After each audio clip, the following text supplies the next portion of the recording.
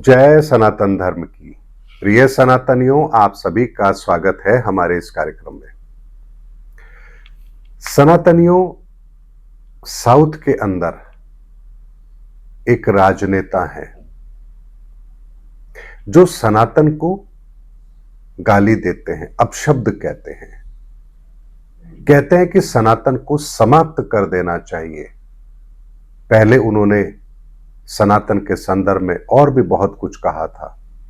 सनातन एक रोग है, न जाने क्या क्या शब्द उन्होंने सनातन के संदर्भ में कहे थे। लेकिन मुझे ताज्जुब इस बात से है कि अपने आप को सनातनी कहने वाले लोग, अपने आप को सनातन के रास्ते पर हम चल रहे हैं ऐसा दावा करने वाले लोग इस बयान के बाद भी चुप हैं और कोई कुछ नहीं कह रहा। इस बात को सुन करके, देख करके मुझे पीड़ा जरूर होती है, क्योंकि यदि कोई व्यक्ति हिंदू को गलत शब्द कहे, मुसलमान को गलत शब्द कहे, ईसाई को कहे, जैन को कहे, बौद्ध को कहे, फारसी को कहे, वो फिर भी ईश्वर की निगाह में क्षमा योग्य है। लेकिन अगर सनातन के संदर्भ में आप कुछ कहें, वो गुनाह कभी भी क्षमा की श्रेणी में आता ही नहीं है। क्यों नहीं आता है? क्योंकि संपूर्ण ब्रह्मांड उस सनातन से बना है। अगर संपूर्ण ब्रह्मांड की रचना सनातन से है, स्वयं ईश्वर भी सनातन से बने हैं। हमारे अवतार, पीर, पैगंबर सब सनातन से बने हैं, हम भी सनातन से बने हैं। तो सोचिए, हम फिर किसके लिए अपशब्द कह रहे हैं? जिन्हें सनातन का मतलब भी नहीं पता, वो सनातन के बारे में कह रहे हैं। क्योंकि लोगों को लगता है भगवा पहन लिया, तिलक निकाल लिया, या मंदिर में जाकर आरती करने लग गए, सुबह उठ के 2 घंटे पूजा कर रहे हैं, तो हम सनातनी हैं। लेकिन याद रखिए, ये सारी की सारी चीजें, इनका संबंध सनातन से नहीं है। इस सनातन के रास्ते पर चलने के लिए आपके द्वारा की जा रही कुछ क्रियाएं हैं, सनातन ये नहीं है। जैसे रास्ता अलग होता है और मंजिल अलग होती है। मंजिल का मतलब रास्ता नहीं होता और रास्ते का मतलब मंजिल नहीं होता। ठीक इसी तरह से आप अपने जीवन के अंदर सनातन के रास्ते पर चलने का प्रयास कर रहे हैं, इसका मतलब यह नहीं है कि आपने सनातन को जान लिया। सनातन से संपूर्ण संसार बना है और इसीलिए इसका शाब्दिक अर्थ क्या है? 7 ऊर्जाओं से व्याप्त ये तन, यही है सनातन। तो 7 ऊर्जाओं से जो कुछ भी निर्मित है वो सनातन है। और 7 ऊर्जाओं के बिना इस संसार के अंदर कुछ भी संभव नहीं है। या तो कोई 1 ऊर्जा से बनेगा या 2 ऊर्जा से बनेगा, कोई 3 ऊर्जा से बनेगा, किसी की रचना 7 ऊर्जाओं से है।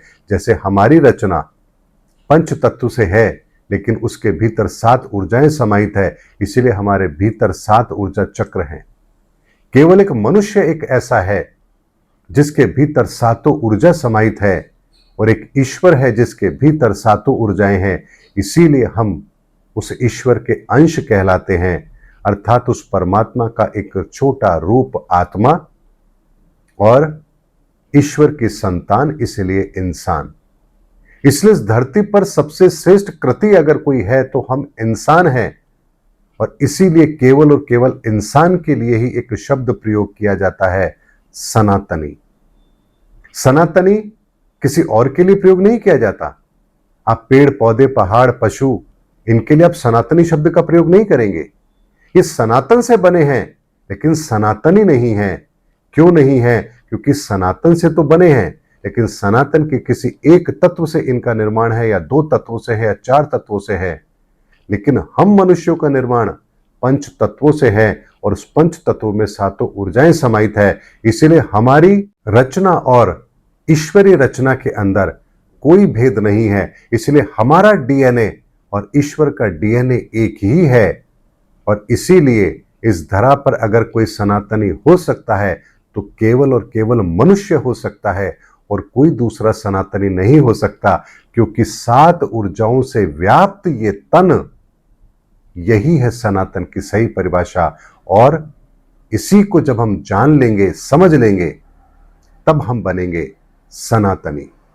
इसीलिए अगर आप सनातन को गाली दे रहे हैं तो आप सोचिए आप किसको गाली दे रहे हैं। आप पूरी की पूरी मानव सभ्यता को गाली दे रहे हैं। आप उस ईश्वरीय रचना को गाली दे रहे हैं जिस ईश्वर ने इस संपूर्ण संसार की रचना की। इस संसार की रचना करने वाला वो ईश्वर, वो परमात्मा, वो गॉड, वो अल्लाह। अगर आप सनातन को गाली दे रहे हैं तो आप सीधे सीधे ईश्वर को गाली दे रहे हैं, अल्लाह को गाली दे रहे हैं, आप गॉड को गाली दे रहे हैं, आप उस एक ओमकार को गाली दे रहे हैं जिससे संपूर्ण संसार बना है। इसलिए अपनी सोच के अंदर सनातन को लेकर के जो आपके मन में, आपके दिमाग में जो पैरामीटर सेट हैं कि भगवा मतलब सनातन, हिंदू मतलब सनातन, अपनी इस आइडियोलॉजी को जरा ठीक कर लीजिए। सनातन किसी का कॉपीराइट नहीं है। सनातन इस संपूर्ण संसार का नियम है और जो व्यक्ति इस नियम पर चलता है वही अपने आप को सनातनी कहलाने का हकदार है। और ये संपूर्ण संसार की जो रचना है उसमें जो धर्म काम कर रहा है वही सनातन धर्म है। इसलिए सूर्य भी जब अपना कार्य करता है तो सनातन के नियमों की पालना करता है। ये चांद भी जब अपना कार्य करता है तो सनातन के नियमों की पालना करता है।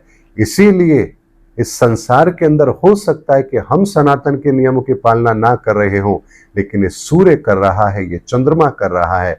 इसीलिए एक इस्लाम को मानने वाला चांद के दर्शन करके अपने अच्छे चीज की शुरुआत करता है और हम दूज का चांद का दर्शन करके अपने जीवन में खुशियों को लाने का प्रयास करते हैं। तो हम चांद की गवाही के अंदर ये कार्य करते हैं, क्योंकि चांद और सूरज इस सनातन के नियमों के आधार पर काम कर रहे हैं। हो सकता है प्रकृति की और चीजें सनातन के नियमों के अनुसार ना हो रही हो, जैसे वनस्पति को हमने ग्राफ्टेड करके दूषित कर दिया, जल को हमने दूषित कर दिया, वायुमंडल को हमने दूषित कर दिया, हमारे खान पान को हम दूषित कर चुके हैं, हमारे विचारों को हम दूषित कर चुके हैं, हमारे संस्कारों को हम दूषित कर चुके हैं, हमारे धर्म की मान्यताओं को हम दूषित कर चुके हैं, लेकिन हम चांद को और सूरज को दूषित नहीं कर सकते। इसीलिए पहला प्रमाण हम सनातन का इन्हीं से लेते हैं और इसीलिए हम इन दोनों की पूजा करते हैं। इसीलिए चांद की पूजा इस्लाम में भी की जाती है और हिंदू धर्म में भी की जाती है। क्यों की जाती है? क्योंकि ये वो दो प्रमाण हैं जो पहले भी सनातन के आधार पर कार्य कर रहे थे, आज भी कर रहे हैं। जिस दिन ये सनातन के नियमों को तोड़ देंगे उस दिन ये धरती भी अपने अस्तित्व में नहीं रहेगी। इसीलिए सनातनियों, सनातन के व्यापक स्तर को समझिए। सनातन वो नहीं है जो आप समझ रहे हैं, और जो सनातन है उसको हमें समझने की आवश्यकता है। इसीलिए सनातन को कुछ कहना मतलब उस ईश्वर की शान में गुस्ताखी करना है, उस अल्लाह की शान में गुस्ताखी करना है। और अगर ये गुस्ताखी आप करके आप सोचते हैं कि आपका कल्याण हो सकता है, तो इससे बड़ी मूर्खता आप कर नहीं सकते। इसलिए आज के बाद कभी सनातन को कुछ कहने की गलतफहमी अपने अंदर मत ले आना, मत कोशिश करना, क्योंकि सनातन को यदि आप कुछ कह रहे हैं तो आप सीधे सीधे उस गुनाह को कर रहे हैं जिसकी सजा इस ब्रह्मांड के अंदर पहले से निश्चित है, और आप सजा से बच जाएंगे। ये विधान इस ब्रह्मांड में बना ही नहीं है। इसीलिए जिसने सनातन को गाली दी है, उन्हें अपशब्द कहा है, उनका विनाश निश्चित है। हिरण्यकश्यप ने सनातन को ललकारा क्योंकि स्वयं भगवान विष्णु सनातन का रूप है, तो क्या हर्ष हुआ। इसीलिए सनातनियों, इस बात को अच्छी तरह से समझ लीजिए। सनातन इस ब्रह्मांड का नियम है, सनातन इस ब्रह्मांड की रचना का विधान है, सनातन इस ब्रह्मांड के विस्तार का मूल है, सनातन हमारे प्राणों का आधार है, सनातन है तो हम हैं, और सनातन नहीं तो इस ब्रह्मांड में कुछ भी नहीं। उम्मीद करता हूं सनातनियों, आज के इस वीडियो में मैंने सनातन के संदर्भ में बहुत स्पष्ट शब्दों में आपके सामने व्याख्या रखी है। किसी को कोई संदेह हो तो खुले मंच पर मैं आमंत्रित करता हूं, आइए बैठते हैं, सनातन पर चर्चा करते हैं, आपके विचार भी पता लगे दुनिया को कि आखिर सनातन के क्या हैं और वास्तव में सनातन क्या है। आप ही के धार्मिक शास्त्र ग्रंथों से सनातन की परिभाषाएं आपको बताऊंगा, कहां कहां किस किस जगह सनातन को परिभाषित किया गया है वो प्रमाण आपको दे दूंगा, ताकि आपकी गलतफहमी दूर हो जाए कि आपका धर्म सनातन के अलावा है। आपके धर्म का सनातन से कोई लेना देना नहीं है। सनातन केवल हिंदुओं का है या भगवाधारियों का है।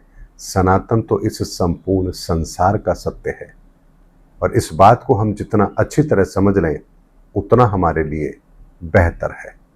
उम्मीद करता हूं सनातनियों, आज का वीडियो आपको जरूर समझ आ गया होगा। मिलेंगे अगले वीडियो के अंदर, तब तक के लिए आप सभी को जय सनातन धर्म की, जय धर्मयुग की, जय सनातन विश्व।